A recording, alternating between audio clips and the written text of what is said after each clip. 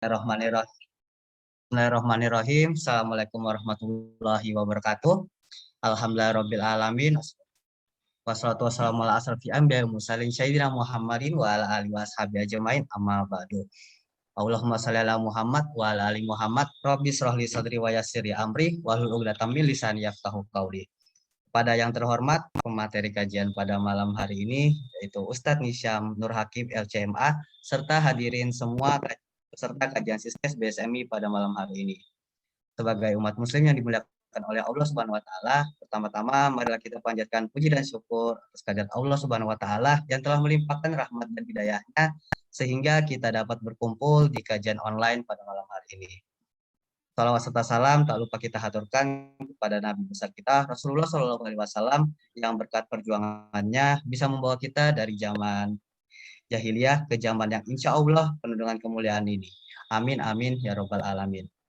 Sebelumnya perkenalkan saya Galan Gurtma Mas Gustaf dari Dewan Eksekutif Pusat Full DFK Indonesia dan dari Kedokteran Gigi Universitas Diponegoro akan membawakan acara kita pada malam hari ini untuk 1 jam ke depan. Baiklah, untuk mempersingkat waktu terlebih dahulu, marilah kita membuka acara malam hari ini dengan membaca basmalah dan dilanjutkan dengan bacaan surah Al-Fatihah. Bismillahirrahmanirrahim. Alhamdulillahirabbil alamin. Arrahmanirrahim. Maliki yaumiddin. Iyyaka na'budu wa iyyaka nasta'in. Ihdinas siratal mustaqim. Shiratal ladzina an'amta 'alaihim ghairil maghdubi 'alaihim waladdallin. Amin. Sebelum melanjutkan ke acara inti, saya akan memberikan informasi jika Siskes BSMI membuka donasi kajian ribuan Siskes BSMI melalui nomor rekening Bank Mandiri Syariah dengan nomor 734 445 5567 dan konfirmasi donasi melalui WA ke nomor 0851 599 74545. Jika ikhwah fillah di sini bersedia untuk membantu dalam perjalanan dakwah kami, bisa langsung mengirimkan infak terbaiknya ke nomor rekening yang sudah disebutkan tadi. Selanjutnya nih adalah acara inti, yaitu penyampaian materi dengan tema tafsir Juz Ammah ya, Surah An-Naba yang akan disampaikan oleh Ustadz Rishan Nur Hakim. Assalamualaikum Ustadz. Waalaikumsalam warahmatullahi wabarakatuh. Gimana kabarnya Pak? Alhamdulillah. Alhamdulillah. Ya. Meskipun musim dingin nih mulai. Ya. Hujan ya Pak. Hujan terus di sini. Ya, maklum lah Pak, awal tahun. Iya, biasanya akhir tahun, awal ya. tahun. Biasanya di beberapa ada kota yang turun salju di sini. Ya. Tapi hari ini masih berganti-ganti antara hujan, terus angin, tapi tiba-tiba besoknya cerah. Gitu. Kalau cerah itu yang paling saya suka karena bisa ngejemur pakaian baik. Oke, baik Pak, monggo dipersilahkan untuk penyampaian materinya. Baik, insyaallah. Bismillahirrahmanirrahim. Alhamdulillahirabbil alamin. Hamdan yuwafi ni'amahu wa yukafi mazidah. Asyhadu an la ilaha illallah wahdahu la syarika lah wa asyhadu anna Muhammadan abduhu wa rasuluhu alladzi la nabiyya ba'dah. Amma ba'du. Fa ibadallah ittaqullaha haqqa tuqatih wa la tamutunna illa wa antum muslimun. Jamaah sekalian yang dirahmati oleh Allah Subhanahu wa taala, alhamdulillah kita bersyukur kepada Allah karena di tahun ini, tahun yang angkanya sudah berganti ya, dari 2021 sekarang nambah 1 jadi 2022. Ya, harapan kita mudah-mudahan tahun yang baru ini ya, dalam segi angka, karena tiap hari kalau dalam konsep Islam itu selalu baru. Man asbaha mu'minan fi sirbihi indahu qutu yaumihi mu'afan fi badanihi ka'annama hizat lahu dunya bihadzafiriha. Jadi fokus orang mukmin itu adalah setiap hari itu selalu menghadapi hari yang baru. Setidaknya 3 hal yang bisa dikategorikan sebagai nikmat penting dan besar bagi seorang mukmin ketika menghadapi hari yang baru. Asbah, pagi-pagi itu kan kita merasakan sesuatu yang baru. Apa 3 hal itu? Man asbaha mu'minan fi sirbihi. Ketika bangun pagi, kita merasa aman. Tidak ada bom di sana sini, tidak ada teror ya, tidak ada tekanan, tidak ada stres. Itu nikmat terbesar bagi seorang mukmin. Aminan fi sirbihi, mu'minan fi sirbihi atau aminan fi sirbihi indahu qutu yaumihi. Ia punya bahan makanan untuk 1 hari itu. Kalau biasa 3 kali makan misalnya, itu sudah siap sampai tidur lagi. Kemudian yang ketiga, mu'afan fi badanihi. Sehat. Jadi sehat, ada makanan, konsumsi, kemudian aman. Ka'annama hizat dunia. Itu kata hadis sudah disebut sebagai orang yang sudah memiliki dunia dan seisinya. Mengapa? Karena ternyata setelah kita melihat realita, banyak orang yang mengejar harta, banyak mengejar posisi, jabatan, dan lain-lain. Tapi ternyata pada ujung-ujungnya ketika kesehatannya terganggu, ketika ada teror, tidak ada rasa aman, dan dia tidak bisa makan, itu akan menjadi problemnya. Jadi kata hadis, setiap pagi itu kalau dia mendapatkan 3 hal itu sudah selayak. Tidak ada alasan lagi untuk tidak bersyukur kepada Allah Subhanahu wa taala. Ya, terkhusus untuk tahun ini mudah-mudahan kita semua harapan-harapan baru yang lebih baik Allah Subhanahu wa taala wujudkan, lancarkan dan berkahi. Amin ya rabbal alamin. Ya, baik.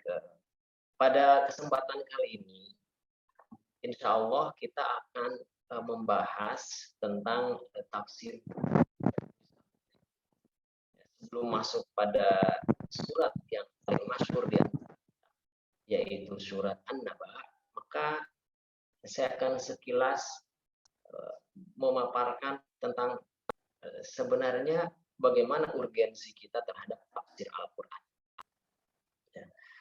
Kalau dalam literatur ulumul Quran, banyak sekali para ulama, baik itu ulama tafsir, ulama bahasa, ulama hadis, mereka sebelum masuk pada pembahasan apa arti tafsir secara istilah, mereka terlebih dahulu membahas tentang masalah bahasa, diambil dari bahasa. Karena tafsir itu sendiri merupakan ilmu yang baru, yang sebenarnya temuan para ulama setelah Nabi wafat, cukup lama ya. Istilahnya baru, tetapi prakteknya sudah ada sejak zaman Rasulullah SAW. Kita kan sudah kadang-kadang kita ini ikut tren saja ya, tafsir tafsir ini gitu ya. Tetapi kita kadang-kadang tidak paham sebenarnya apa yang dimaksud dengan tafsir itu sendiri. Nah, maka lihat ya, sebelum masuk pada pembahasan, mudah-mudahan kita bisa memahami terlebih dahulu tafsir itu apa sebenarnya. Baik, saya mohon maaf tidak saya tampilkan PowerPoint-nya karena memang belum sempat saya coret-coret ya. Kebetulan dihubungi juga tidak jauh-jauh hari, jadi mohon maaf kalau tidak saya tampilkan. Kalau mudah-mudahan di pertemuan selanjutnya sudah lebih mudah memahami pembahasan kita. Jadi kalau kita menyebutkan istilah tafsir ada apa namanya tafsir Ibnu Katsir, nah, itu masyhur di Indonesia. Ibnu Katsir, bahkan ada tafsir yang ditulis oleh para ulama yang berasal dari Indonesia. Ada tafsir Hamka Al-Azhar namanya, ada tafsir yang kontemporer sekarang tafsir Al-Misbah karya Profesor Quraish Shihab. Kemudian tafsir yang ditulis oleh orang Indonesia, orang Banten, tetapi menggunakan bahasa Arab, itu adalah tafsir Marah Labib atau tafsir Al-Jawi An-Nawawi. Jadi beliau lama tinggal di Mekah sampai digelari sebagai Sayyidu Ahli Hijaz di tafsir. Beliau ahli tafsir, orang Banten, ya, orang Sunda berarti ya, tapi lama di sana. Belajar bahasa Arab, bahkan sampai menulis kitab tafsir. Ini juga menarik untuk kita simak ya, tafsir Marah Labib fi Kashfi Ma'ani Al-Qur'anil Majid. Beliau dikenal dengan ahli tafsir Sayyid Ahli Hijaz di Mekah.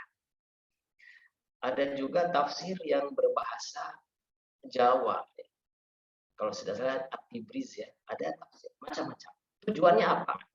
Tujuannya adalah untuk al-kashfu. Tafsir itu kalau kita bahasakan adalah al-kashfu. Kaf, shin, fa. Ya. Kasyafa. Al-kashfu. Akar katanya dari fa, sin, dan ro. Jadi kalau ada tafsir, berarti akar katanya dari fa, sin, dan ro. Yang pernah belajar bahasa Arab, insya Allah nggak akan asing ya. Apalagi jamaah pengajian kita yang rutin tiap Rabu malam kajian Quran, insya Allah sudah tidak asing lagi ya. Ada tafsir Al-Kahfi, macam-macam ya. Nah, jadi al-kashfu, kalau kita menyebut tafsir, artinya kita sedang membuka kandungan atau menyingkap kandungan yang ada di dalam Al-Quran. Al-kashfu, wal bayan, wal idoh. Al-bayan, bayan pasti tahu ya, kayaknya sudah diresap oleh bahasa Indonesia juga. Bayan itu jelaskan. Atau audoh, wadih, jelas. Nah, yang menarik adalah ada ulama yang menyebutkan sebenarnya akar katanya itu bukan fa, sin, dan ro, tapi kebalik, itu asalnya sin, fa, dan ro. Dari safar, itu ada kaitan dengan safar. Mengapa? Karena dalam bahasa Arab, kalau orang safar itu ya bepergian itu ya.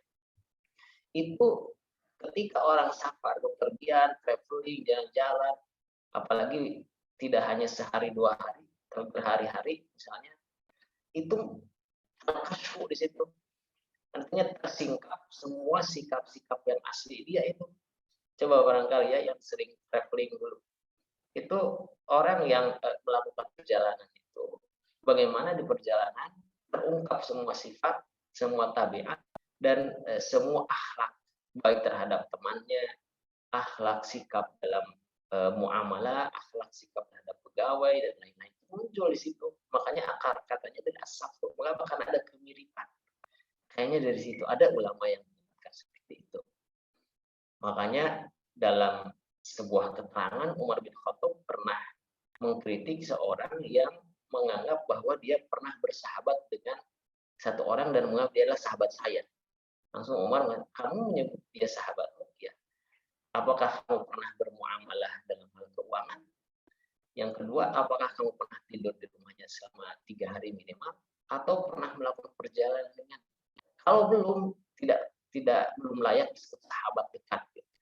Mengapa? Karena ketika seseorang melakukan perjalanan, ketika seseorang tidur di rumahnya 3 hari minimal, dan ketika seseorang bermuamalah dalam hal keuangan, dan dia dikenal dengan amanahnya, dikenal kebaikannya, maka ini sudah lulus menjadi sahabat yang baik. Kalau masih ada masalah dalam hal 3 hal itu, maka dipertanyakan oleh Umar bin Khattab. Makanya ulama mengatakan kayak itu dari safar. Kita kan kalau mau safir ya makan tampak, bisakah dia menahan emosi gitu ya ketika ada di perjalanan. Nah, tafsir itu terlepas dari perbedaan akar kata, tafsir itu adalah mengungkap mutiara-mutiara Al-Quran, baik dari hurufnya, baik dari kalimatnya, baik dari susunan jumlah. Maksud Allah dalam Quran itu apa? Itulah yang disebut dengan tafsir. Nah, misalnya ketika kita langsung ya dalam surat An-Naba misalnya ada wa anzalna minal muhsirati ma'an sajjaja. Apa ya? Itu ada misalnya ya. wa anzalna minal muqsirati ma'an sajjaja. Ini supaya kita bisa lebih paham. Ketika kita mendengar wa anzalna dan kami turunkan, kata Allah, minal muqsirati, dari al-muqsirat. Ayat ke-14. Al-muqsirat, bagi kita orang non Arab yang memang tidak paham ya, tidak paham al-muqsirat. Jangankan itu ya, kadang-kadang anzalna aja kita nggak hafal, kecuali surat kita mendengar inna anzalna fi lailatul qadar. Tahu itu anzalna, tahu kenapa? Karena sering dibaca di bulan Ramadan. Apa arti anzalna? Menurunkan ya. Kenapa? Karena sering ya. Bagi orang Arab sendiri ketika membaca surat An-Naba ayat 14 misalnya, al-muqsirat, muqsirat, itu mereka bertanya maksudnya apa al-muqsirat? Al-muqsirat itu sebenarnya kalau akar katanya dari asir, asoro, asir. Kalau kita jalan di Timur Tengah mau beli jus ya, bilangnya asir. Saya mau asir, misalnya saya mau asir portokal. Artinya jus jeruk, asir. Akar-akarnya dari situ. Tapi kenapa Allah menyebutkan kami menurunkan muqsirat, pemeras asir, pemeras jus. Nah, kan kalau kita tidak paham tafsirnya, tidak baca tafsir, kita akan memahami makna yang salah ya. Kemudian ma'an sajaja. Ternyata ahli tafsir menjelaskan al-muqsirat di situ adalah awan yang menggumpal. Jadi kalau mau turun hujan itu kan ada awan-awan yang menggumpal, hitam, kemudian seperti diperas sampai keluar air yang deras. Oh, jadi al-muqsirat itu artinya awan yang bergumpal-gumpal dan kemudian dia setelah terkumpul semuanya menurunkan air yang sangat banyak. Al-muqsirat bisa tahu maknanya kalau kita tahu tafsirnya. Itu tafsir dari segi lafaz. Belum nanti tafsir dari segi kalimat dan tafsir dari segi jumlah. Nah, itu ya. Jadi tafsir itu adalah bagaimana kita bisa mengungkap makna-makna yang terkandung di dalam Al-Quran. Karena Al-Quran itu luas, kadang-kadang ahli tafsir juga terlalu melenceng dari pembahasan. Artinya apa? Kadang-kadang lupa gitu. Yang jadikan maksud turunnya Al-Quran itu kan untuk diamalkan. Tapi karena para ahli tafsir ada yang terlalu sibuk membahas masalah kebahasaan, masalah kaidah-kaidah bahasa dalam Al-Quran. Akhirnya mereka ada yang terlalu jauh dan terlalu banyak membahas masalah kebahasaan tanpa tahu atau tanpa membaca itu. Ketika membaca tafsir, ahli tafsir itu seolah-olah berat gitu tafsir itu. Padahal sebenarnya tafsir itu adalah mengungkap makna itu.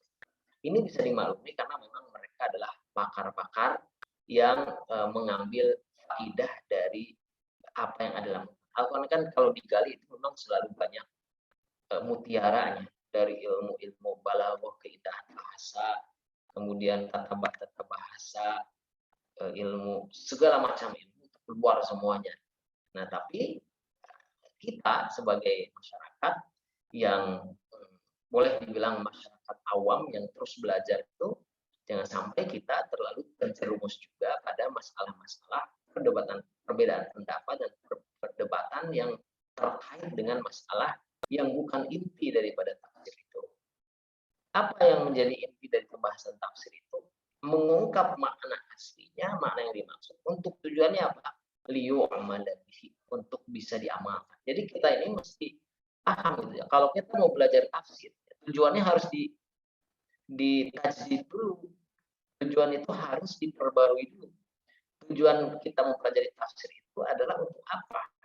Untuk supaya kita apa gitu ya. Oke.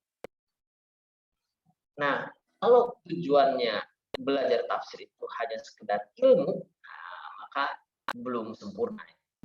Belum sempurna. Tetapi kalau tujuan belajar tafsir itu adalah untuk kita memahami, kenapa memahami? Supaya kita bisa mengamalkan isi Al-Quran itu dan bisa menjadikan petunjuk untuk kita. Hudan. Orang yang belajar Al-Quran, niatnya untuk memahami Al-Quran dan kemudian mengamalkan isi Al-Quran dan menjadikan Al-Quran sebagai petunjuk, itulah yang mesti diperhatikan oleh kita. Mengapa? Ini ternyata setelah saya baca dan setelah kita pelajari itu bahkan ulama sekali Ibnu Taimiyah, Ibnu Qayyim itu semua sempat merasa ada penyesalan. Apakah mereka mengamalkan isi Al-Quran? Tentu kita bersangka baik. Tetapi kata Ibnu Taimiyah saja, beliau mengatakan saya menyesal karena beliau kan ahli tafsir dan pakar sekali ya. Cuma fokus beliau adalah masalah akidah dan fikih. Jadi ada hal yang beliau lewatkan dalam beberapa hal, dalam kesempurnaan tafsir itu. Apa kata beliau? Yaitu menyelami makna-makna Al-Quran secara utuh. Mengapa begitu? Kalau Ibnu Taimiyah aja bisa sampai seperti itu menyesal, ya. Padahal beliau ahli tafsir, apalagi kita yang tidak pernah belajar tafsir. Mengapa? Karena kata Ibnu Qayyim, membaca ayat Al-Quran dengan paham maknanya, tahu maksudnya, itu lebih disukai dan akan lebih kena terhadap hati kita daripada hanya sekedar membaca dan sibuk dengan makharijul huruf misalnya. Apakah itu tidak baik kita belajar tajwid, belajar makharijul huruf, belajar lagam bacaan Quran, itu juga baik. Tetapi sekali lagi kesempurnaan kita berinteraksi dengan Al-Quran itu adalah harus sampai pada level menjadikan Al-Quran sebagai petunjuk. Ya. Kita nggak bisa mengamalkan Al-Quran kalau kita tidak paham, ya kan? Kita tidak bisa menyelami makna Al-Quran kalau kita tidak paham. Tidak bisa meresapi dan merenungi makna Al-Quran kalau kita tidak paham. Samalah dalam keseharian itu juga seperti itu ya. Mungkin kalau ada yang suka puisi, kalau kita tidak paham puisi, tidak paham maknanya, tidak bisa kita ikut hanyut dalam puisi itu. Kenapa orang-orang zaman dulu itu sangat terkagum-kagum, terutama di Indonesia itu terhadap karya-karya sastra dan puisinya, misalnya siapa dari Padang atau Sumatera gitu ya, atau Taufik Ismail dan lain-lain, karena paham apa yang ada yang dikandung dalam puisi dan karya sastra itu, sehingga ya ada emosi dan larut dalam bacaan itu. Al-Quran juga ya, tentu Al-Quran lebih mulia dari sekedar puisi atau sastra. Al-Quran itu lebih dari itu. Nah, bagaimana kita bisa memahami? Nah, ini tafsir itu. Ya minimal terjemah itu sudah membantu. Ya, tafsir itu lebih dalam lagi. Tapi kalau kita sudah bisa memahami, karena Al-Quran secara umum memang mudah dipahami, kecuali ayat-ayat, beberapa ayat yang perlu pendalaman maknanya. Secara umum itu bisa kita pahami. Kayak misalnya Ar-Rahman Ar-Rahim, Maha Pengasih, Maha Penyayang gitu ya, kalau kita terjemahkan, kita bisa meresapi mana pengasih penyayang itu juga. Kalau kita tahu terjemah, insya Allah kita bisa paham apa yang dimaksud dengan Ar-Rahman Ar-Rahim. Apa yang dimaksud dengan Alhamdulillah, segala puji bagi Allah, memuji Allah. Apa yang Subhana, dalam Al-Quran ada kata Subhana. Subhana itu kan maha suci Allah. Kalau paham itu arti Subhanallah, maka kita akan bisa meresapi makna itu dan bisa menjadikan Subhanallah itu sebagai pedoman untuk kita bersikap lebih baik lagi. Ya, maha suci Allah, hanya Allah yang suci. Kita sebagai manusia tidak suci, ada salah dan ada lupa.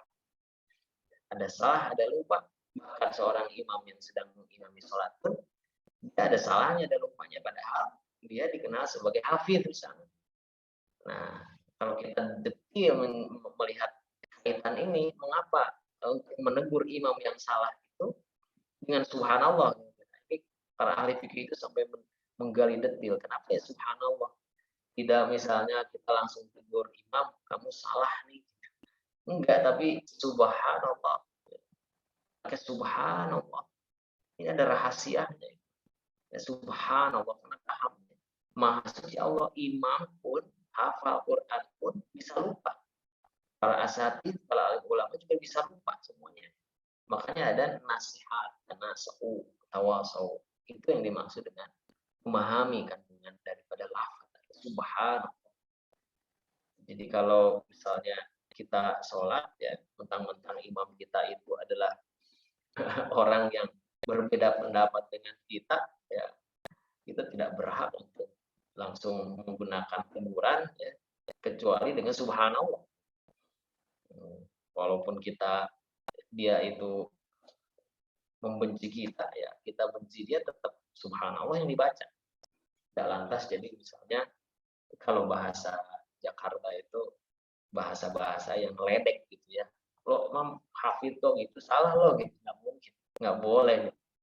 Ada subhanallah, ya, maha suci Allah. Nah itu semuanya ya, sekali lagi terkait dengan bagaimana kita bisa memahami daripada setiap lafaz atau kalimat-kalimat yang ada di dalam Al-Quran. Jadi insya Allah kita belajar tafsir juz amma. Insya Allah tujuan utama kita adalah untuk memahami kandungan yang ada di dalam surat-surat yang terkandung dalam juz amma ini, dan kemudian sedikit-sedikit kita amalkan dalam kehidupan kita. Mudah-mudahan itu akan menjadi petunjuk. Mengapa juz amma yang kita pilih? Ini juga banyak yang bertanya, kenapa harus juz amma sih? Ya alasannya mungkin sederhana. Kita semua insya Allah jamaah di sini juga pada hafal surat-surat juz amma ya, juz 30 ini ya. Jangan bilang juz 31 karena juz itu hanya 30. Ingin berbohong mengatakan sudah hafal berapa, juz 30 apa 30 juz, saya hafal 31 juz, itu berbohong itu ya. Jadi insya Allah jamaah di sini sudah hafal semua juz 30, mudah-mudahan juga 30 juz ya, barangkali ada yang 30 juz. Juz 30 mengapa dipilih ya? Insya Allah karena memang sudah sering kita pakai, bahkan bukan hanya di Indonesia para ibu sekalian, di Maroko pun rata-rata orang yang mau belajar Al-Quran, terutama anak-anak yang masih kecil, itu dimulainya memang dari juz amma. Mengapa? Ya, itu kalau kita lihat ulumul Quran, di antaranya ada karena memang redaksinya redaksi yang ringkas-ringkas, kemudian simple, lalu redaksinya juga berirama, berima ya. Kita lihat kan, misalnya a'udzubillahi minasyaitonirrajim amma yatasaalun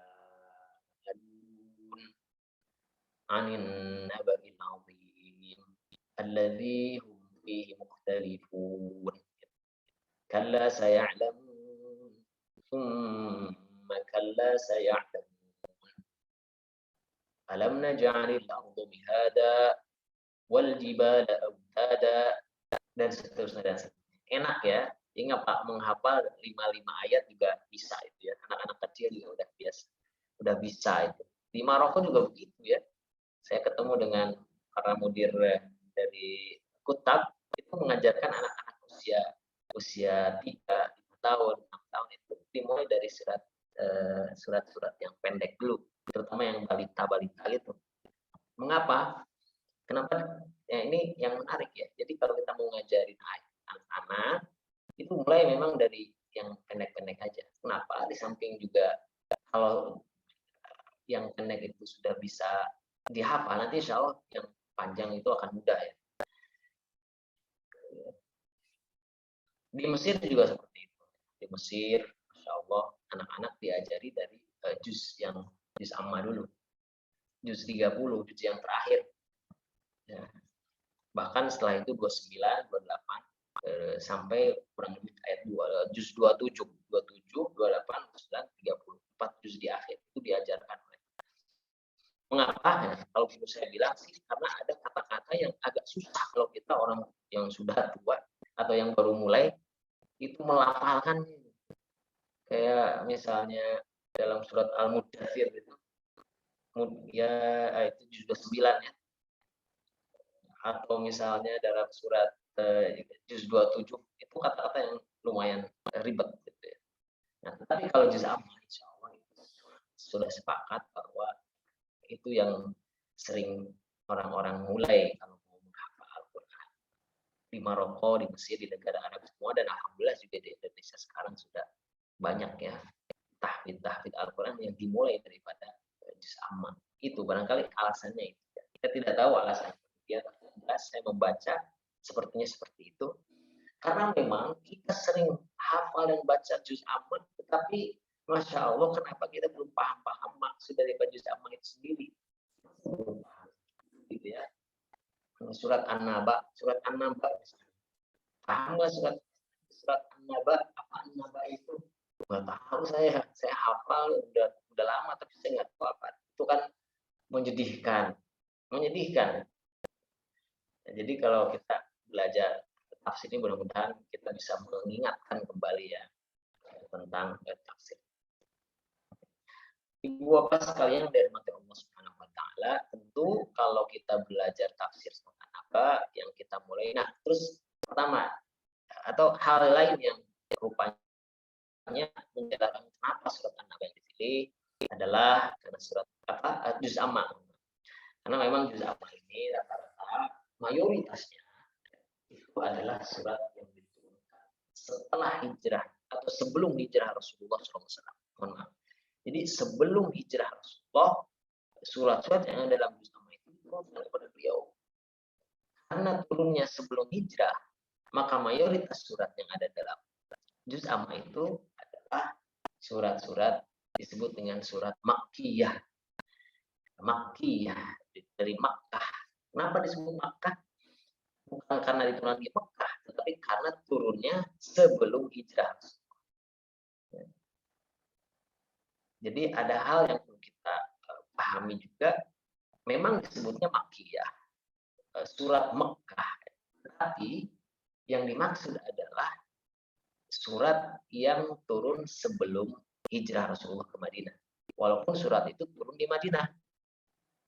Tapi kalau dia sebelum hijrah, jadi ada surat-surat yang walaupun dia ada di juz amma, ya, mohon maaf, walaupun dia ada dalam juz amma, tetapi turunnya setelah hijrah itu tidak disebut Makkiyah, tapi disebut Madaniyah. Ini hanya ilmu saja, pengetahuan saja ya. Lepas dari itu, kita mesti tahu ya, mengapa mayoritas Makkiyah turun sebelum hijrah? Karena ayat-ayat yang ada dalam surat-surat juz amma itu terkait masalah akidah. Akidah itu apa? Terkait dengan masalah keimanan. Ada yang iman terhadap hari akhir, iman kepada Allah, iman kepada Rasul dan lain-lain. Semuanya itu masuk ke masalah akidah. Jadi bukan amaliyah praktis. Kalau Madinah yang turun di Madinah setelah hijrah itu rata-rata memang ayat yang menjelaskan tentang masalah praktis. Ada yang turun tentang masalah bagaimana menyalurkan zakat, bagaimana tata cara haji dan lain-lain. Itu ibadah dalam arti praktis. Kalau akidah itu kaitnya dengan akidah itu terkait dengan hati, iman, keimanan. Kenapa? Karena memang 13 tahun Rasulullah di Mekah sebelum hijrah itu berjibaku untuk menyusun atau memperbaiki masalah akidah umat. Ini jadi pelajaran buat kita, Bapak Ibu sekalian. Betapa masalah akidah ini perlu kita perhatikan karena ternyata Rasulullah SAW lebih lama memperbaiki akidah umat daripada menjelaskan masalah syariat praktis. Karena kalau menjelaskan syariat praktis itu kita jelaskan, kalau dia beriman dia pasti menerima. Kalau akidah itu memang selain di dalam hati juga mengubahnya itu perlu holistik ya. Kita lihat saja lah ya, bagaimana akidah itu benar-benar penting buat kita. Dan itu akan berpengaruh pada justru amalan praktis kita. Jangan jauh-jauh. Ini saya menyinggung masalah yang simpel tapi cukup mengena ya, dalam arti gini. Jilbab itu wajib ya. Ada ada mayoritas tapi sedikit yang mengatakan tidak ya. Nah, tentu kita dalam hal ini perlu mencari mana yang mayoritas. Wajib jilbab. Oke. Sekarang itu masalah hukum syariat. Orang bisa melaksanakan itu kalau dia tidak percaya dan yakin dan iman, itu tidak akan bisa. Walaupun jilbab itu kan ada yang dari sutra barangkali ya, ringan ya, jilbab itu ringan dari kain, tapi kok susah gitu, karena banyak alasannya, tetapi yang paling banyak alasannya adalah mungkin mereka tidak yakin akan kewajiban jilbab atau hijab gitu, menutup aurat ya, secara umum saya masalah secara menutup aurat itu untuk perempuan. Yang boleh terlihat adalah wajah dan telapak tangan. Ya. Nah, menarik sekali logika yang disampaikan oleh kiai saya yang dari Garut itu. Bu, katanya. Jadi ini benar-benar menyintir ibu. Ibu, kira-kira antara jilbab dan helm itu berat mana, Bu? Helm ya tahu ya, helm. Kira-kira berat mana ya? Pasti jauh ya berat helm lah. Helm mah apalagi yang SND biasanya lebih berat. Kenapa jilbab itu dari kain? Tapi kenapa orang sibuk gitu kalau tidak pakai helm keluar pakai? Kenapa? Karena dia tahu akidah dalam tanda kutip tahu kalau tidak pakai helm ke jalan raya itu dia akan ditilang. Itu.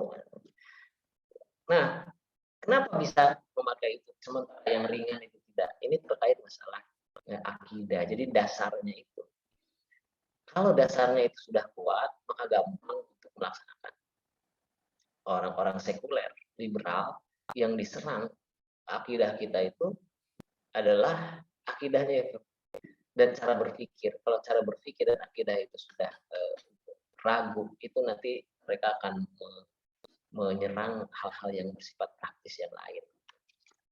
Ini orientalis itu yang diserang adalah akidah. Maka Rasulullah 13 tahun berpakai akidah. Apa yang diserang akidah secara umum adalah keyakinan kita tentang keesaan Allah, keyakinan kita tentang hari akhir, keyakinan kita tentang qada dan qadar, keyakinan kita tentang adanya yang rukun iman itu semuanya. Nah, para ibu sekalian, bapak sekalian, ini menarik nih. Kita langsung ke surat An-Naba. Surat An-Naba ini ternyata di awal-awal surat itu kan, itu orang-orang kafir ternyata kalau kita lihat asbab nuzulnya, mereka memperbincangkan sesuatu yang terkait dengan masalah hari akhir. Hari akhir. Jadi hari akhir itu artinya kebangkitan setelah meninggal. Jadi kalau kita sekarang nih banyak melihat orang-orang yang sudah wafat ya, bahkan di hadapan kita ya, apalagi para medis itu pasti sudah sangat masya Allah berkecimpung dengan masalah orang-orang yang meninggal bahkan di depan mata ya. Nah, itu orang-orang Quraisy kafir saat itu terhadap kematian itu mereka rata-rata sudah sepakat, mereka tahu gitu dia juga bakal mati gitu. Karena juga mereka melihat secara realita, ada tetangganya, ada saudaranya, ada ibu dan lain-lain. Bahkan kepada Allah pun mereka percaya. Wala in sa'altahum man khalaqas samawati wal arda yaquluna Allah. Mereka itu percaya ada Allah, ada pencipta itu ada, percaya mereka. Istilahnya iman. Nah, inilah yang jadi masalah. Iman percaya kepada Allah tidak cukup. Dia harus berlanjut. Nah, yang menarik ini, orang Quraisy percaya adanya Allah yang menghidupkan, yang menciptakan dan mematikan. Mereka sepakat. Kematian juga sepakat karena ada di hadapan mata mereka. Kalau peperangan terbunuh terlihat di hadapan mata. Tapi yang menjadi perbincangan mereka adalah setelah meninggal, setelah semuanya musnah, itu ada yaumul ba'ats. Al-ba'ats itu hari kebangkitan, hari pembalasan, ada surga dan neraka. Ada nanti di sana ada perhitungan amal. Ini yang menjadi pembahasan surat An-Naba itu. Makanya disebutkan di situ amma yatasa'alun billahi minasyaitonir rajim. Bismillahirrahmanirrahim. Amma yatasa'alun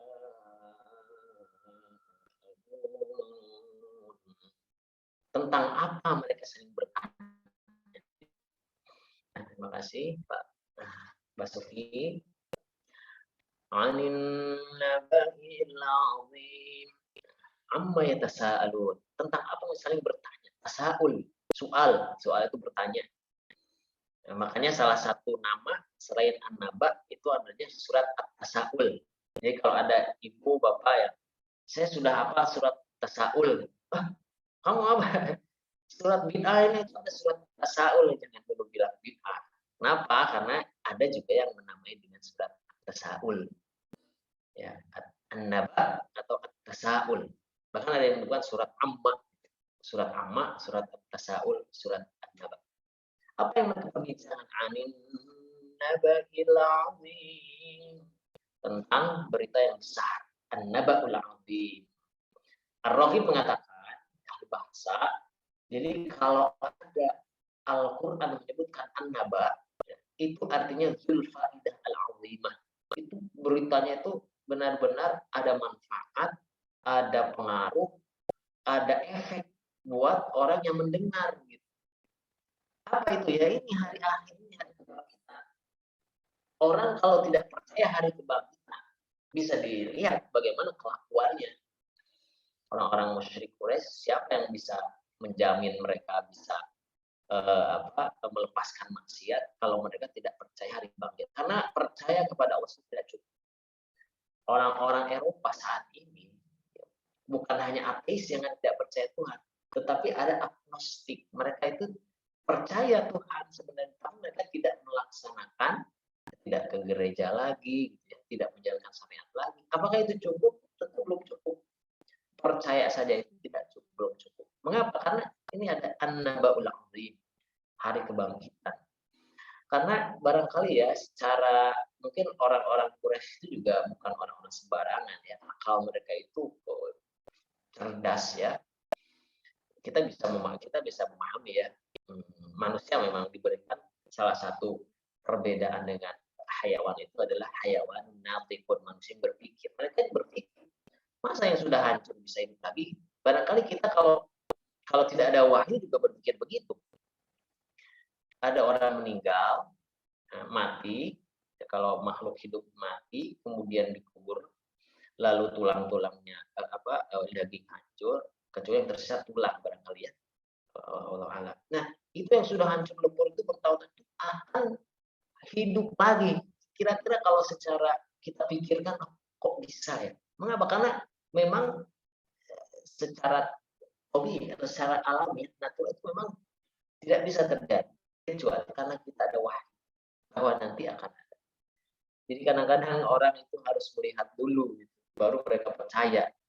Nah, iman itu di sini. Iman itu fungsinya di sini. Tidak sesuatu hal itu mesti kita lihat lalu kita percaya. Tetapi ada sesuatu yang disebut basiroh. Kita melihat dengan ilmu. Itu juga bisa melihat, tapi bukan melihat secara kasat mata. Melihat dengan ilmu. Nah, bagaimana kita bisa melihat ilmu bahwa hari kebangkitan itu akan ada? Kira-kira bagaimana? Nah, para ulama kemudian menyebutkan bahwa hari kebangkitan itu memang bakal ada. Ini keyakinan. Tapi kalau kita pikirkan secara logika yang sehat, fitrah manusia, itu kita akan tahu bahwa memang kalau kita runut pemikiran kita dengan baik, nggak mungkin tidak ada kebangkitan. Tidak mungkin. Mengapa? Kita manusia. Di hidup ini kan kalau kita resapi gitu, kadang-kadang ada orang yang miskin banget, nggak kaya gitu ya. Ada juga yang kaya nggak miskin. Ada juga yang pinter banget. Ada yang bodohnya bodoh banget gitu ya. Sama apa. Itu kan hal yang memang dunia itu begitu. Ada yang punya disabilitas. Ada yang tidak bisa melihat dan lain-lain. Itu semua beragam. Ada yang zalim. Pemimpin yang zalim, membunuh dan lain-lain. Ada juga yang soleh tapi terzalimi. Kira-kira ya secara logika bagaimana dia bisa mendapatkan keadilan itu kalau tidak ada hari kebangkitan? Kalau tidak ada hari kebangkitan, apa bedanya manusia dengan makhluk-makhluk lain yang tidak ada tanggung jawab? Manusia sudah diberikan akal dan dia akan bertanggung jawab. Dan yang kedua, kalau dalam sistem manusia ada istilah LPJ ya, LPJ, kita kerja di satu tempat, terus dia mau keluar dari situ udah selesai, tidak ada LPJ, tidak mungkin.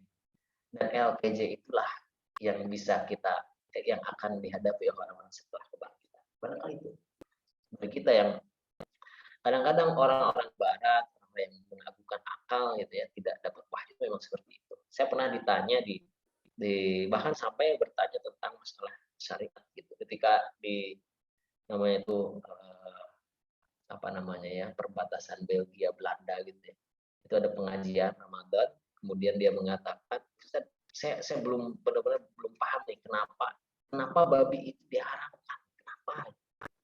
Ya kalau kita bilang ada cacing kita itu sudah standar ya, dan itu memang bukan alasan sebenarnya, itu hikmah saja. Kemudian saya lupa, nah, akhirnya saya jawab logika aja, apa ya? Saya bilang aturan dalam Islam itu ada hal yang memang kita masuk ranah akal, ada juga yang kita tidak perlu untuk mengungkap itu. Karena dalam satu kehidupan manusia pun kadang-kadang kita tidak tahu ya, mungkin belum tahu kenapa itu dilarang. Dalam aturan lalu lintas kan kita juga tidak bisa protes. Kita lampu merah, kenapa warnanya merah?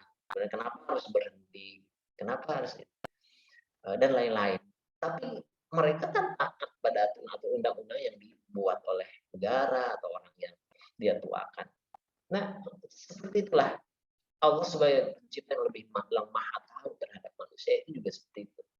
Ada hukum yang memang tidak susah kita menjelaskan, meskipun hikmahnya bisa kita ketahui, ada juga yang memang bisa diuraikan alasannya.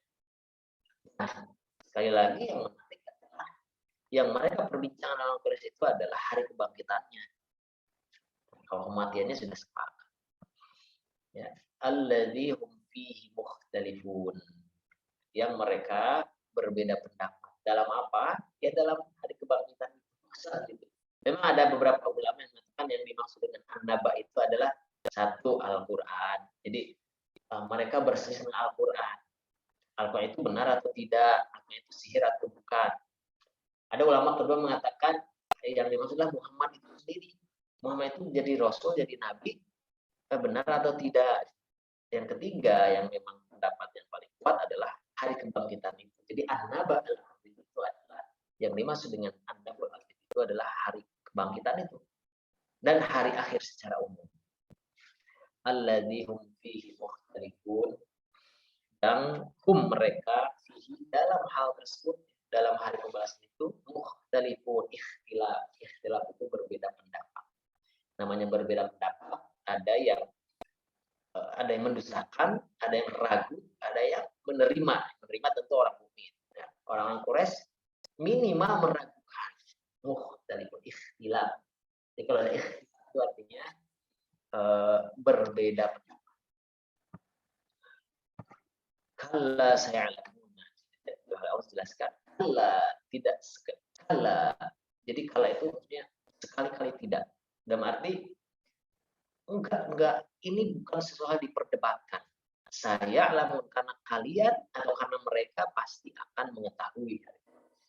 Sekarang boleh bilang begitu, tapi suatu saat setelah selesai ya lamun akan ya lamun mereka mengetahui. Makalah saya lamun, kemudian sekali tidak ya, mereka akan mengetahui. Jadi ini adalah jawaban terhadap orang kafir yang menolak dan meragukan tentang Tuhan. Jadi di sini kita bisa mengambil faedah bahwa hari akhirat itu adalah berita yang besar dan itu memiliki efek yang sangat luar biasa pada keyakinan kita. Ya. Mengapa begitu? Karena kita akan ingat ya, kita nggak selesai di sini. Ini bisa menenteramkan juga kadang-kadang kita melihat orang-orang yang zalim, ya nanti akan ada hari akhirat, ada hari akhir, akan ada hari pembalasan, ada lagi nanti perbedaan pendapat. Bagaimana bisa membuktikan? Ya nanti nggak bisa sekarang juga. Sampai sempat ada yang bertanya ketika ini masalah akidah ini, yang bertanya pada orang yang sudah beriman, ini masih di perdebatan di barat. melihat ribet gitu ya. Di Eropa itu kan musim panas itu harus sahur dong. Musim panas tuh bisa sahur jam 3:30 malam, subuh, atau bahkan jam 3, tapi maghribnya jam 10 malam. Itu berapa jam itu ya? 19. Itu orang bertanya siang-siang, kamu ngapain capek-capek kayak gitu? Tahan gitu. Kalau seandainya bertanya, kalau seandainya kamu capek-capek seperti ini, mengharap pahala dari Allah, kemudian nanti ketika di akhirat ternyata tidak terbukti bagaimana kamu udah capek di dunia, di akhirat ternyata tidak ada itu surga. Sampai ada yang pikir seperti itu, tapi kan kita membalas ya. Saya itu juga kata bisa dibalas dijawab, tentu akan lebih menyesal lagi kalau kita tidak berbuat apa-apa di dunia ini dan ternyata bahwa akhirat itu adalah benar. Kan lebih parah lagi. Sampai di akhir ayat kita sudah tahu. Wa yaqulul kafiru ya laitani kuntu turaba. Ayat-ayat terakhir surat An-Naba ini. Orang-orang kafir itu akan gitu. Wa yaqulul kafiru ya laitani kuntu turaba. Ayat terakhir ya. Ini loncatnya nggak apa-apa. Ayat yang paling akhir.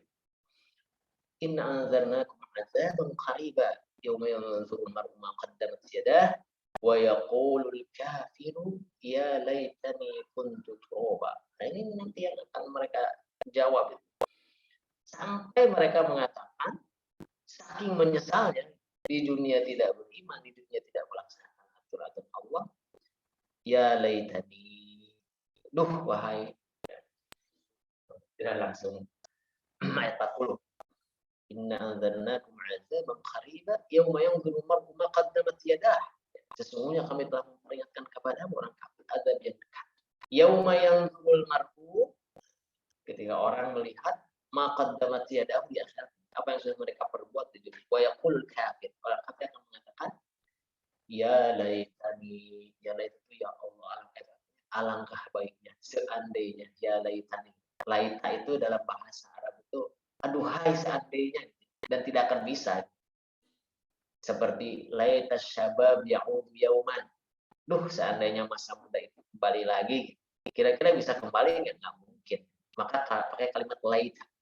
Laita syabab ya'ud yauman. Duh, seandainya masa muda itu kembali. Itu disebutkan oleh orang sudah sepuh, umur 70 tahun, 70 tahun misalnya. Itu pakai laitani. Laita. Tidak bisa lagi kembali lagi. Nah, orang kafir pun begitu, ya laitani kuntu turaba. Alangkah baiknya seandainya dahulu aku jadi tanah. Sampai bilang begitu. Ada pertanggungjawaban lagi, kalau jadi tanah selesai. Tidak ada pertanggungjawaban lagi.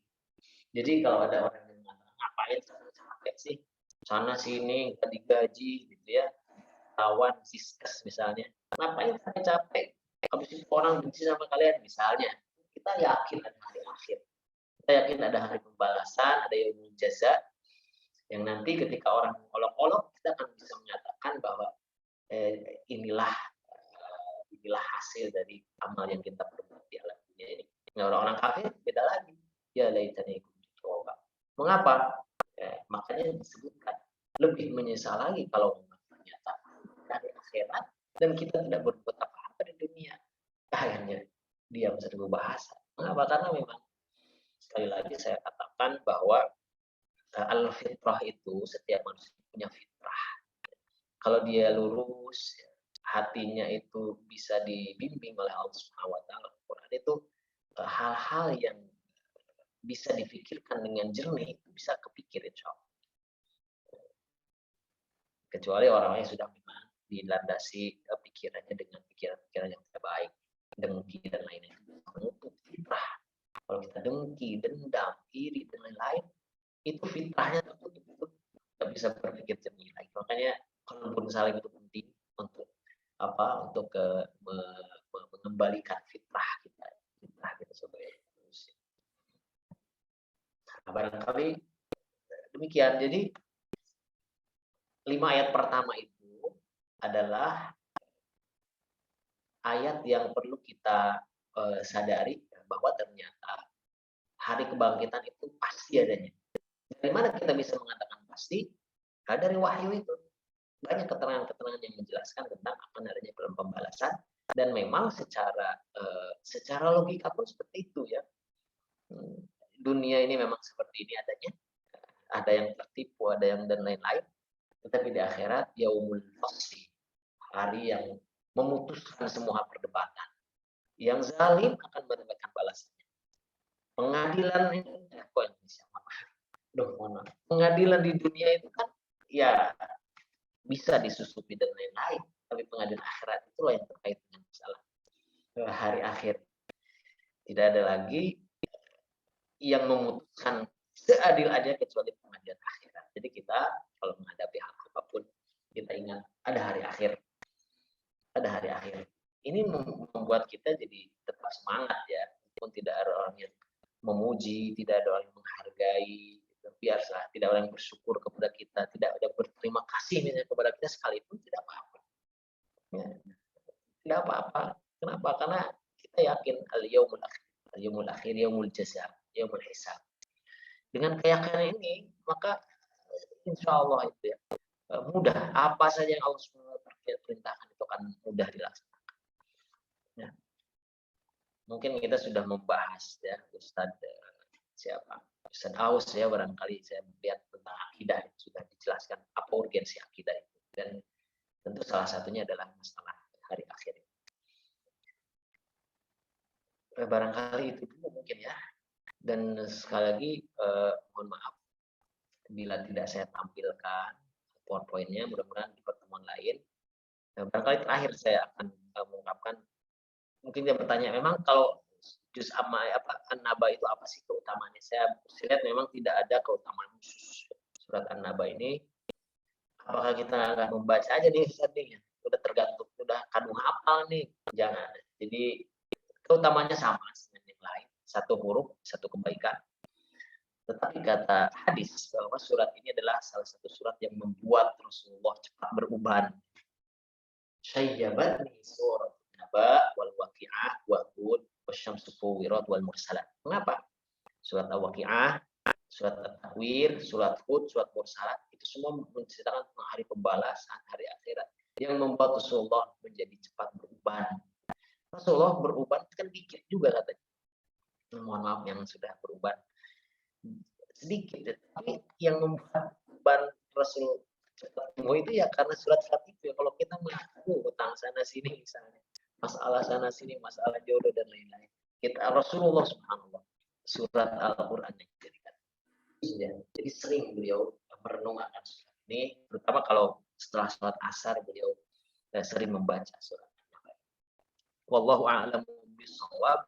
Mudah-mudahan ada manfaatnya, dan mudah-mudahan di kesempatan lain kita bisa menyambung dan bisa lebih runut lagi ya. Mohon maaf sekali lagi. Aku wassalamualaikum warahmatullahi wabarakatuh. Waalaikumsalam warahmatullahi wabarakatuh. Terima kasih kepada Ustadz Rishan.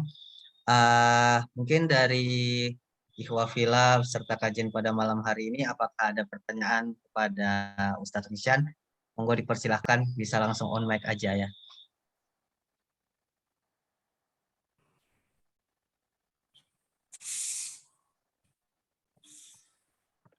Ustadz izin tanya. Ya, silakan Mas Amin ya.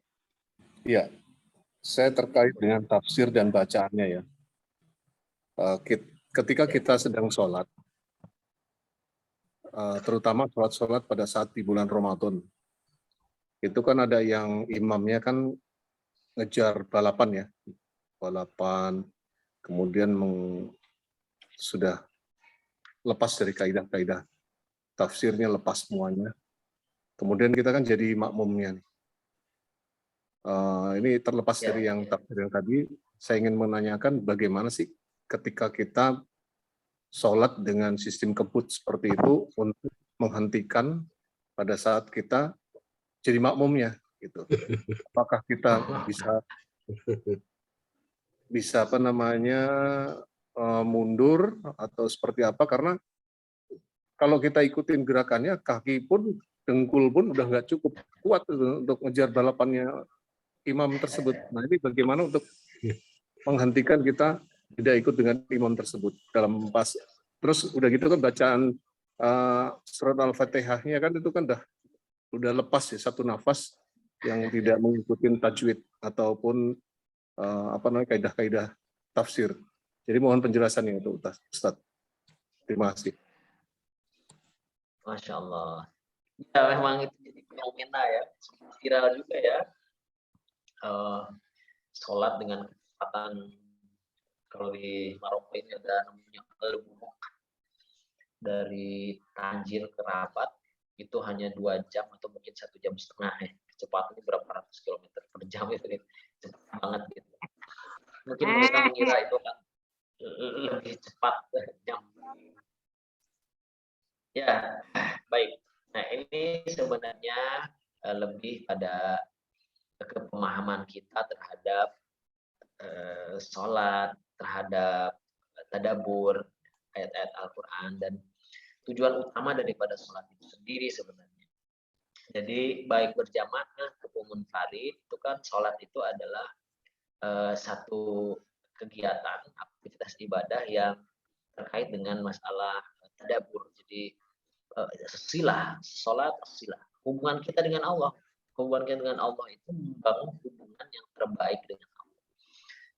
Bagaimana kita bisa membangun hubungan terbaik dengan atasan kita itu kan juga kita mesti memahami setiap kata yang kita ucapkan, munajatnya bagaimana, itu namanya sholat. Saya dulu memahami juga ketika ada kiai yang ya ustadz ya, sekarang dicoba sakit juga oleh Allah Subhanahu Wa Taala. Saya lihat tenang banget gitu. Mengapa? Saya belajar agama juga, tetapi kok belum bisa senang itu gitu ya. Saat itu ketika di pesantren itu ternyata rupanya makin lama kadang-kadang ilmu kita begitu ya. Ilmu kita taunya umur berapa, 20, ternyata 25 tahun kemudian baru paham. Nggak apa-apa, itu memang belajar agama itu seperti itu. Nah, itu jadi asilah. Sholat itu bisa mencegah dari perbuatan keji dan munkar itu salah satu alasan logisnya, atau kalau di logika akan itu begini. Kalau orang sudah dekat dengan seseorang dan dia melakukan sesuatu yang dia tidak suka, itu jadi tidak enak gitu kalau dia melakukan itu. Mengapa? Karena dia sudah dekat. Nah, orang yang sholatnya khusyuk dan dia dekat dengan Allah, Allah tidak suka, dia takut, malu, dia takut ya. Itu Ar-Razi dalam tafsir Al-Kabir itu begitu. Kita bisa makan sembarangan di warteg di mana gitu tanpa ketahuan gitu, nyantai aja itu, karena ini bukan siapa misalnya. Tapi kalau dia sudah berada pada wilayah atau cuman ring 1, ring 2, itu tidak bisa sembarangan makan, itu benar-benar dicek gitu. Mengapa? Karena dia berdekat dengan lingkaran kita anggap lingkaran orang yang lebih hebat dari dia. Nah, demikian kan begitu dengan Allah Subhanahu Wa Taala itu, dia kenapa bisa meninggalkan hal-hal yang buruk itu, karena ikatan dia dengan Allah Subhanahu Wa Taala sudah makin dekat. Nah, terkait dengan itu sholat yang cepat ya, wallahu a'lam gitu ya. Kalau itu sholat sunat, mungkin kita sebelum sholat itu lihat dulu ya, ini sholatnya itu seperti apa. Kalau sholat tarawih kan macam-macam ya, ada 2 rakaat gitu. Kita lihat ternyata nih cepat, ya udah kita urungkan sholat situ. Dan sholat sunat bisa kita batalkan. Kalau sholat wajib, kata ulama, usahakan jangan sampai mudah untuk membatalkan. Jadi dikit-dikit udah sholat, ada pintu diketuk, batalin. Anak nangis, batalin, jangan.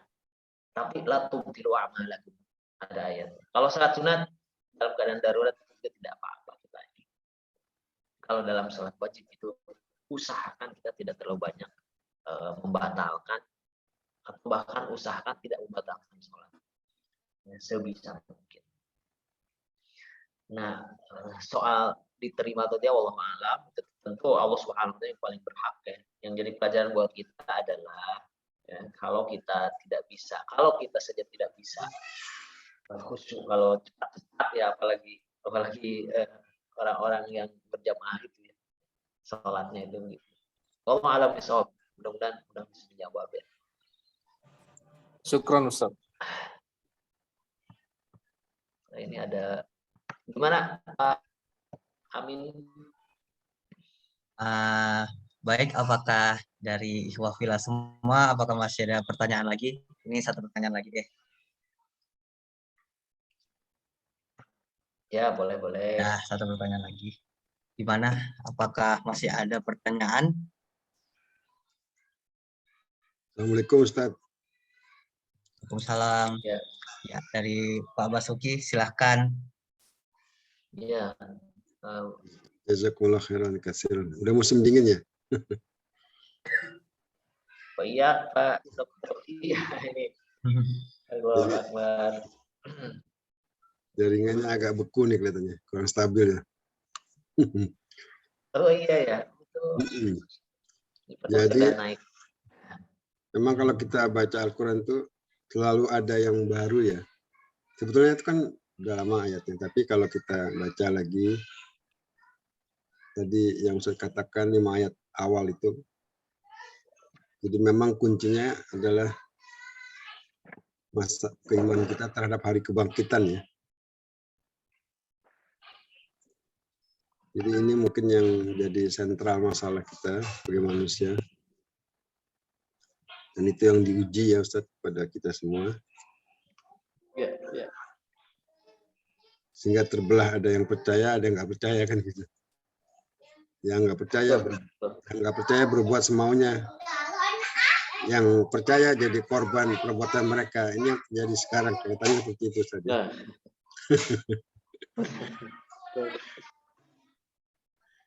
Bagaimana caranya agar kita selalu ingat bahwa hari kebangkitan itu dekat, kata Allah kan ini dekat ya, qorib. Iya. Jadi nggak jauh gitu, dekat aja gitu.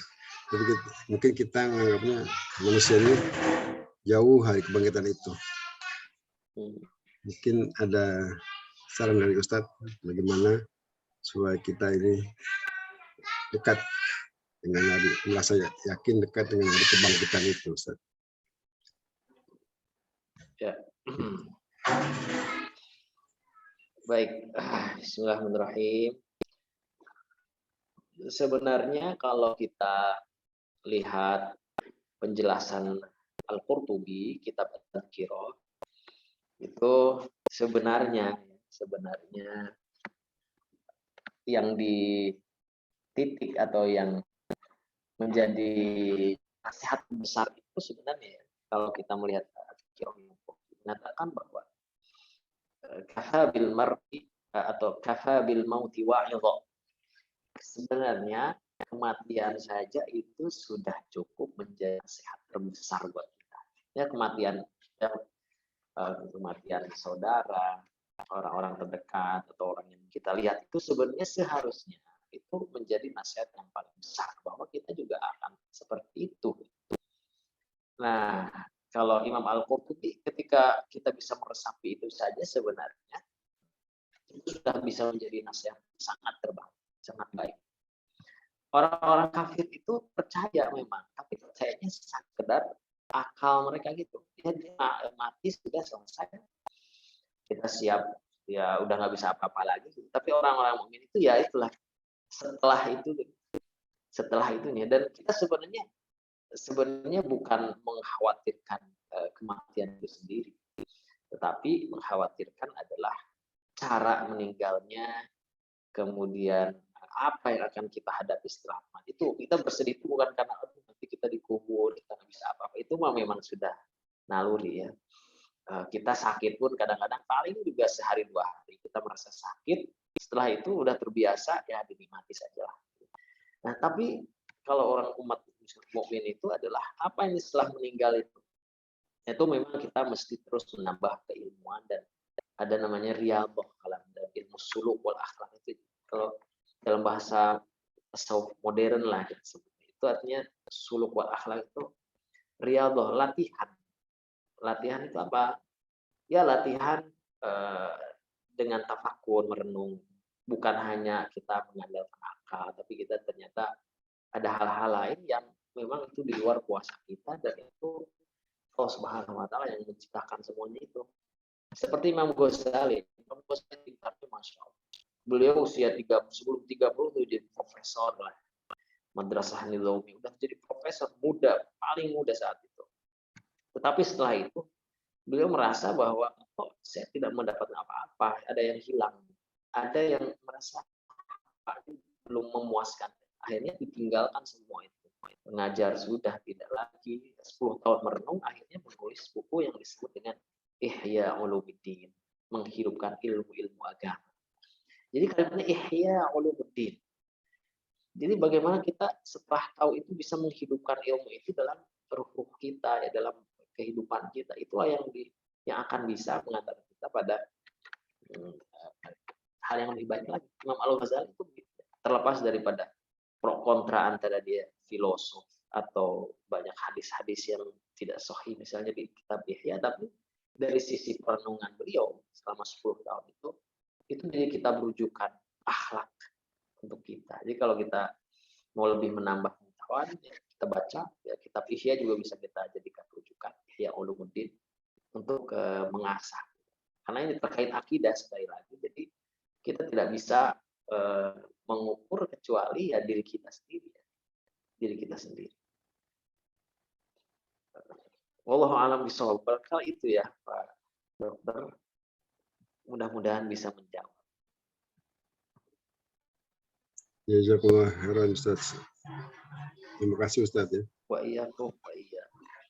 Ya, baik. Terima kasih kepada Dr. Basuki. Terima kasih juga tadi ke Mas Amin yang sudah memberikan pertanyaan. Terima kasih juga kepada Ustadz Rishan. Baik, alhamdulillah kita sudah masuk ke penghujung acara. Jadi kesimpulannya pada materi pada malam hari ini adalah sebelum kita mempelajari tafsir Al-Quran, kita harus memperbaiki tujuan kita untuk mempelajarinya.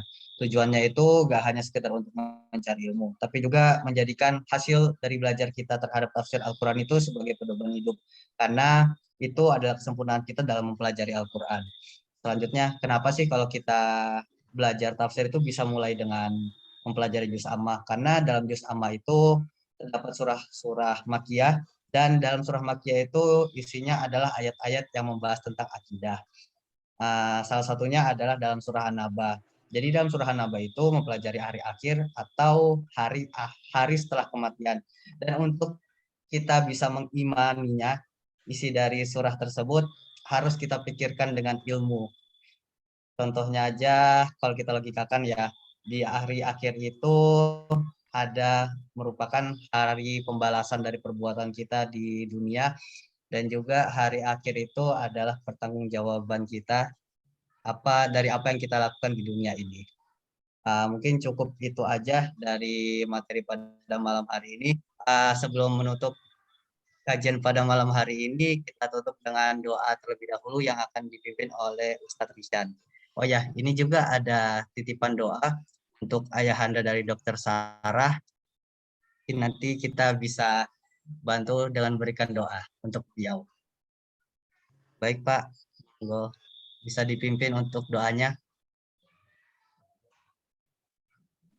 Ya. Bismillahirrahmanirrahim. Alhamdulillahirabbil alamin. Allahumma lakal hamdu kama yanbaghi li jalalikal karim wa 'azimi sultanik. Allahumma rabbana ighfir lana dhunubana wa israfana fi amrina wa thabbit aqdamana wa ansurna 'alal qaumil kafirin. Allahumma ighfir lana wa liwalidina warhamhum kama rabbawna shighara. Allahumma rabbana la tuzigh qulubana ba'da idh hadaitana wa hab lana min ladunka rahmah innaka antal wahhab ya rahman ya rahman.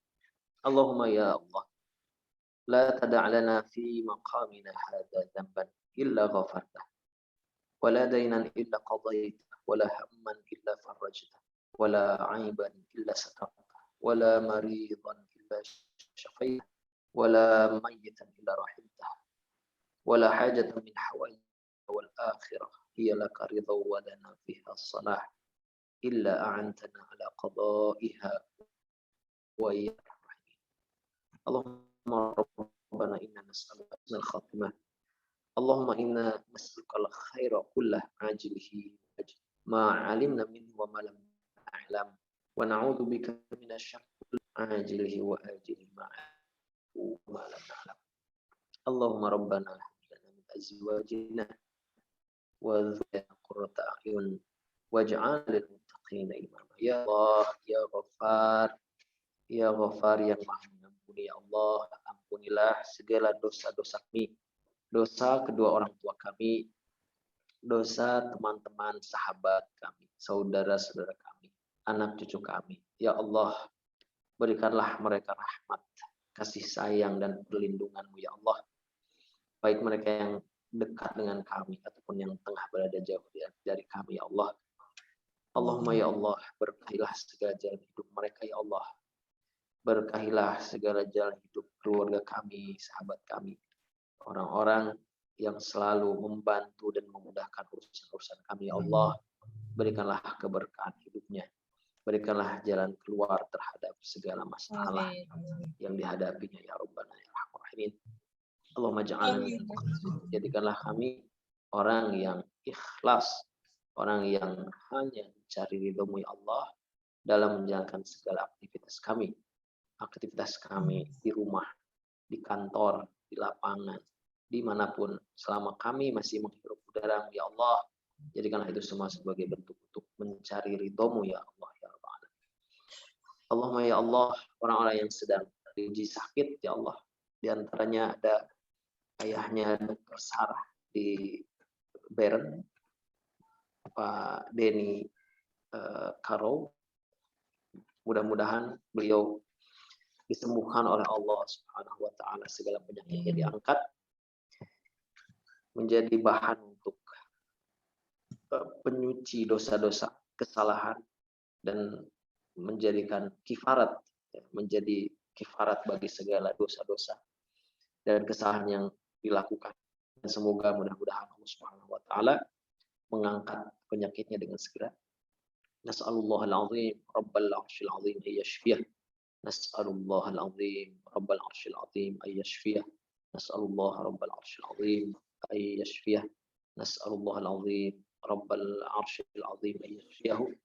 Allahumma shfihi shifaan ajilan shifaan la yughadiru saqama. Dan mudah-mudahan saudara-saudara, teman-teman, sahabat-sahabat kita yang diuji dengan sakit pun oleh Allah Subhanahu wa taala diberikan kesembuhan dan diberikan kelancaran dalam penyembuhannya. Mudah-mudahan sekali lagi itu menjadi kifarat atas segala kesalahan yang telah dilakukan dan menjadi penyuci atas segala dosa-dosanya. Orang-orang yang telah meninggalkan kita wafat terlebih dahulu, mudah-mudahan dirahmati Allah Subhanahu wa taala dan ditempatkan di surganya Allah Subhanahu wa taala. Dan mudah-mudahan kita mengambil ibrah yang sebesar-besarnya bahwa hari kebangkitan itu adalah hari yang harus kita yakini keberadaannya, dan mudah-mudahan menjadikan ibrah buat kita semua.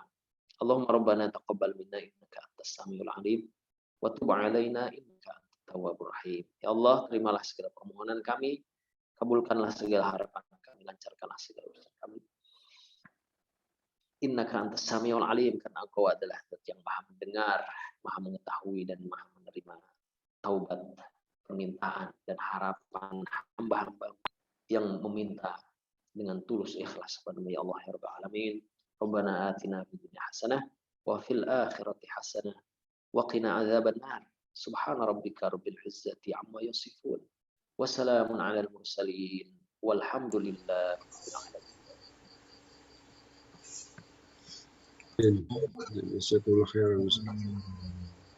Terima kasih pada Ustadz Rizan. Sebelum menutup acara pada malam hari ini, kita foto bersama terlebih dahulu ya.